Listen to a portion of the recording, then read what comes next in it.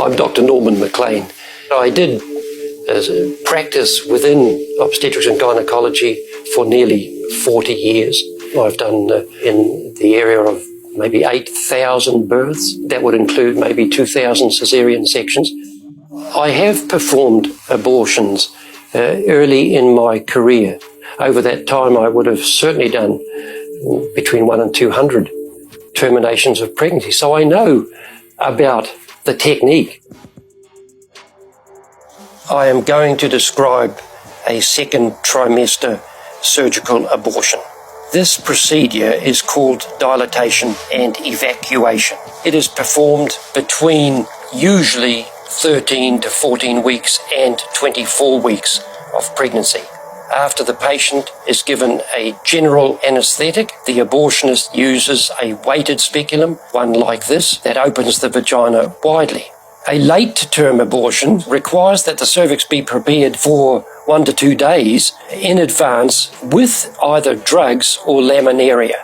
Laminaria is a type of sterilized seaweed that absorbs water over 8 to 12 hours and swells to several times its original diameter. Once the laminaria is removed, the cervix will be further dilated using metal dilators, graduated metal dilators. Once the cervix is stretched open, a suction tube is placed inside the womb. This is connected to a suction apparatus similar to a vacuum cleaner but more powerful. The size of a 20-week baby is the size of the length of my hand from the head to the rump, not including the feet. The average baby at this gestation will weigh 500 grams. The suction machine will remove from around the baby the pale yellow amniotic fluid that has been surrounding and protecting the baby. Now, with babies this big, they won't fit through a suction catheter. The baby's bones and skull are quite strong. They cannot be torn apart by the suction alone. The instrument used to carry out the termination of pregnancy is a forceps, a grasping forceps. It is a metal high-quality instrument, 13 inches or so in length. The active end of the instrument is about 2.5 inches in length, and it has teeth within the instrument which, when it grasps a structure, will not let it go easily. The abortionist uses this clamp to grasp an arm or a leg. Once he has a firm grip, the abortionist pulls hard in order to tear the limb from the body of the baby.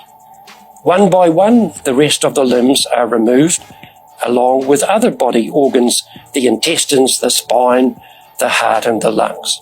Usually, the most difficult part of the procedure is extracting the baby's head, because at this stage of pregnancy, the baby's head will be the size of an average plum. It simply won't come through the cervix. In order that this is removed, one needs to crush the skull. This requires inserting the grasping forceps and placing it around the head and crushing the baby's head. That will, of course, cause damage and injury to the skull bones, and one will know that one has achieved that by observing a yellowish, creamy fluid moving through the cervix. That will be the brains of the baby.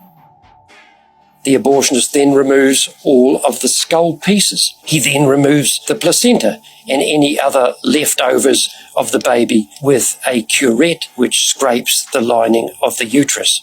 The abortionist then will collect the various parts of the body and reassemble them to check that there are 2 arms, 2 legs, and so on. Once all the parts have been accounted for, the abortion procedure is complete.